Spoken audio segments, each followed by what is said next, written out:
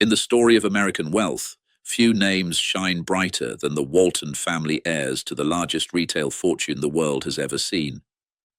But their empire wasn't born in the boardrooms of Wall Street or the mansions of Manhattan. It began in the dusty small towns of the American South, in the mind of a man who believed that ordinary people deserved access to affordable goods. That man was Sam Walton. Born in 1918 in Kingfisher, Oklahoma, Sam grew up during the Great Depression, a time when every penny mattered and hard work was survival. He carried those lessons with him into adulthood, shaping the philosophy that would one day revolutionize retail forever. In 1962, he opened his first store in Rogers, Arkansas, a modest shop that offered everyday low prices. That simple idea became his golden rule: sell more for less. What began as a local experiment soon turned into a movement, redefining how America shopped. But behind this early success was more than ambition. Sam Walton wasn't chasing fame, he was building a system, one that would outlive him and turn his family into the richest dynasty in the United States. By the 1970s, Walmart was no longer just a local discount store, it was a movement sweeping across Middle America.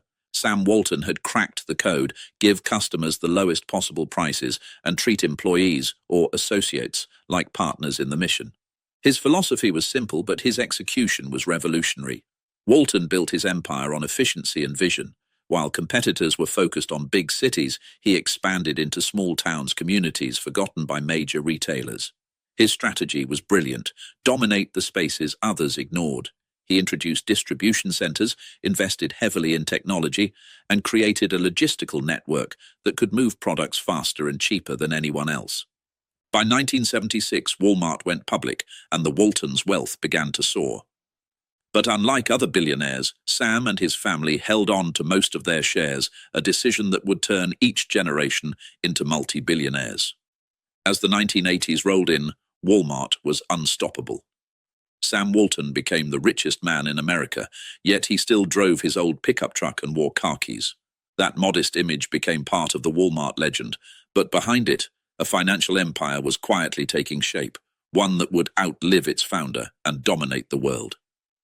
When Sam Walton passed away in 1992, he left behind more than just the world's largest retail chain. He left a dynasty. His death marked the transfer of not only wealth but power, strategy, and legacy. The Walton children. Rob, Jim, Alice, and John inherited a company valued in the billions and a mission their father had built from the ground up. Each sibling took a different path within the empire. Rob Walton, the eldest, became chairman of Walmart's board, ensuring that his father's principles of efficiency and expansion stayed intact. Jim Walton took charge of the family's financial arm, Arvest Bank, managing billions in assets. Alice Walton, often seen as the family's most private and artistic member, turned her attention to philanthropy and the arts, establishing the Crystal Bridges Museum of American Art in Bentonville, Arkansas, a cultural monument funded by Walmart wealth. But their fortune wasn't simply inherited, it was protected. The Waltons maintained a tight grip on control, owning over 45% of Walmart through holding companies and family trusts. That control ensured that even as Walmart became a global giant, it would forever remain a family enterprise. The dynasty had begun, and America's richest family was only getting richer. By the mid-1990s, Walmart had outgrown its small-town roots and was transforming into a global superpower. The Waltons' empire was no longer limited to America's heartland. It was expanding into cities, countries, and continents. From Mexico to China, from the United Kingdom to Chile, the Walmart model was being replicated on a scale the world had never seen before. This rapid growth wasn't by accident. The family invested heavily in data-driven logistics, satellite tracking, and inventory systems that allowed stores to respond instantly to consumer demand. They turned retail into a science, where every product, price tag, and truck route was optimized for profit. By the early 2000s, Walmart had become the largest private employer in the world, with over 2 million workers. Its revenue dwarfed that of some national economies, and its influence stretched deep into global supply chains. For suppliers, getting into Walmart meant success. Losing Walmart meant collapse. Yet even as critics accused the company of underpaying workers and crushing small businesses, the Walton family's wealth continued to rise. The more Walmart grew, the larger their dividends became, quietly and relentlessly compounding. The family had built not just a retail empire, but a financial machine, one that could survive recessions, political changes, and even global crises. Walmart wasn't just a store anymore, it was an institution. Behind the polished image of the Walmart brand lies a sophisticated financial structure designed to preserve the Walton empire for generations. While the average American invests in a 401k, the Waltons operate through a maze of family trusts, foundations, and private investment arms, all meticulously crafted to minimize taxes and maximize returns. At the heart of this strategy is Walton Enterprises LLC, the family's primary holding company, which controls nearly half of Walmart's stock. Through it, the heirs receive billions in annual dividends, money that rarely ever leaves the family's orbit. Every share, every holding, every reinvestment is part of a long-term plan to ensure that the Waltons' influence endures far beyond any single generation. Their private investment firm, WIT LLC, channels wealth into startups, clean energy projects, and real estate ventures. It's how the family quietly diversifies their fortune while maintaining a low public profile. Even during economic downturns, the Waltons' net worth continues to rise not because of luck, but because their assets are designed to compound regardless of market conditions. To this day, the Walton family collectively holds over $250 billion in assets. That's more than the combined wealth of Jeff Bezos and Warren Buffett. But while their fortune is vast, their true power lies in how invisible they remain, steering the world's largest corporation from behind closed doors. For a family worth more than $250 billion, the Waltons live lives shrouded in quiet opulence. You won't find them flaunting yachts or sprawling celebrity mansions on social media. Their wealth operates in privacy and precision. But behind that curtain lies a world of understated luxury. Their roots remain in Bentonville, Arkansas, the unassuming hometown of Walmart's first store. Yet Bentonville has transformed from a small town into a playground for billionaires, largely because of the Walton family's investments. Alice Walton's Crystal Bridges Museum of American Art, valued at over $500 million, anchors the city as a cultural hub featuring works by Norman Rockwell, Georgia O'Keeffe, and Andy Warhol. Alice herself owns a massive ranch estate outside Fort Worth, Texas, where she breeds champion horses.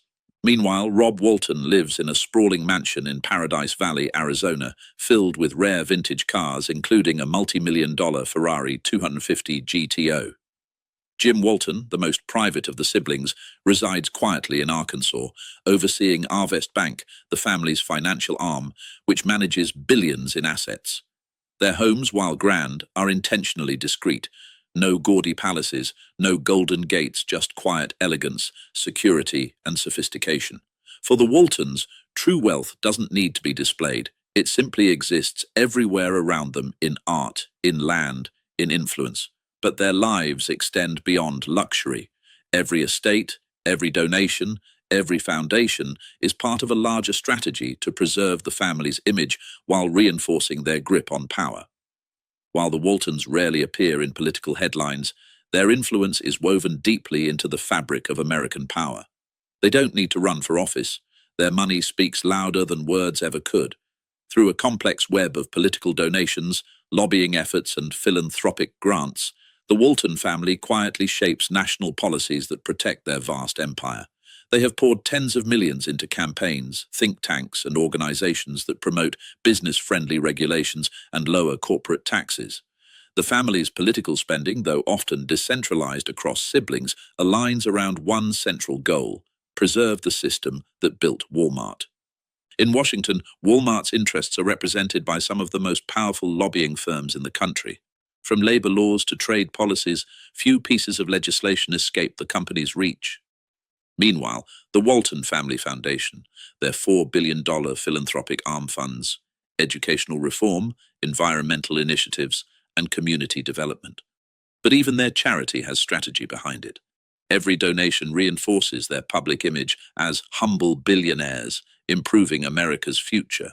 Critics argue that this mix of philanthropy and politics creates a soft form of control influence without accountability. Supporters, however, view it as the Waltons giving back to the communities that made them rich. One thing is certain: when the richest family in the US speaks, policymakers listen even if the voice comes from behind a closed boardroom door. For all their wealth and power, the Waltons have faced relentless criticism. To many, Walmart isn't just a symbol of American capitalism, it's a warning of its extremes. The company's rise to dominance came with a heavy human cost, and critics argue that the family's fortune was built on the backs of underpaid workers and struggling small towns. Across the United States, Walmart has long been accused of driving local businesses into bankruptcy, unable to compete with its massive scale and rock-bottom prices. The retail giant's labor practices have also drawn scrutiny: low wages, limited benefits, and heavy reliance on part-time workers. Reports surfaced of employees needing public assistance despite working full-time, and every time such stories make headlines, the Waltons' wealth, growing by over $70,000 per minute, becomes a bitter contrast. Even within Bentonville, the town that worships Sam Walton's legacy, not everyone celebrates the empire. Former employees have described Walmart's culture as relentless and numbers-driven, efficient, yes, but often at the expense of humanity. The Walton family has attempted to address these criticisms through philanthropy, pledging billions toward education and environmental causes. Yet many see these donations as image management, not reform. For every dollar given away, thousands more are made, often from the same system critics say exploits the working class. To their defenders, Walmart democratized consumption. To their critics, it commodified everything. Either way, the empire endures, and so does the debate over how it was built. As the original Walton heirs grow older, a new generation is quietly stepping into the spotlight, one that understands that money alone isn't enough to sustain influence in the 21st century. The Walton grandchildren, born into unimaginable wealth, are now shaping the family's identity for the digital and sustainability era. Leading the charge is Stuart Walton, son of Rob Walton. Unlike his father, Stuart embraces entrepreneurship and innovation. He co-founded RZC Investments, a private equity firm backing forward-thinking companies including Rafa, the premium cycling brand. He's also heavily invested in electric aviation through Archer Aviation, betting on the future of air mobility. Meanwhile, Tom Walton, his brother, is a driving force behind the Runway Group, which invests in outdoor recreation and infrastructure projects. Under their influence, Bentonville has evolved from a sleepy corporate town into a haven for tech startups, world-class cycling trails, and sustainable architecture. Alice Walton's philanthropic empire continues to grow, focusing on healthcare and the arts. Her vision? To make Bentonville not just the home of Walmart, but the cultural and wellness capital of Middle America. This new generation is redefining what it means to be a Walton. They're shifting the narrative from discount retail to innovation, sustainability, and culture, a deliberate evolution designed to protect the family's legacy from criticism and keep them relevant for the next century. They're not just inheriting wealth, they're rebranding it. Today, the Walton family stands as a symbol of enduring American wealth, a dynasty that has not only survived the test of time, but continues to grow stronger with every generation. With a collective net worth surpassing $250 billion, they are wealthier than the bottom 40% of Americans combined. Yet their true legacy isn't measured in dollars, it's measured in influence. Walmart is now a global force, operating in more than 20 countries and serving hundreds of millions of customers every week. Its success story, rooted in one man's vision of affordable prices, has reshaped economies, consumer behavior, and even global trade. The Waltons didn't just build a business, they built a system that defines modern retail. But beyond their economic power lies a deeper truth. The Waltons have mastered the art of invisibility. They rarely give interviews, avoid the spotlight, and let Walmart's blue logo represent them to the world. While billionaires like Elon Musk and Jeff Bezos dominate headlines, the Waltons dominate quietly through ownership, structure, and legacy. Their name is woven into every corner of American life, from the groceries on your table to the museum paintings on your wall, and as long as Walmart exists, the Walton dynasty will continue to reign. Sam Walton once said, "There's absolutely no limit to what plain, ordinary working people can accomplish if they're given the opportunity and the encouragement." What he built gave millions of people that opportunity and gave his family a kind of wealth and permanence that no one in America has ever matched. The richest family in the USA didn't just make their fortune, they engineered it to last forever. If you enjoyed uncovering the story behind America's richest family, make sure to like, subscribe, and turn on the notification bell, because the next billionaire story might just change the way you see power, money, and legacy forever.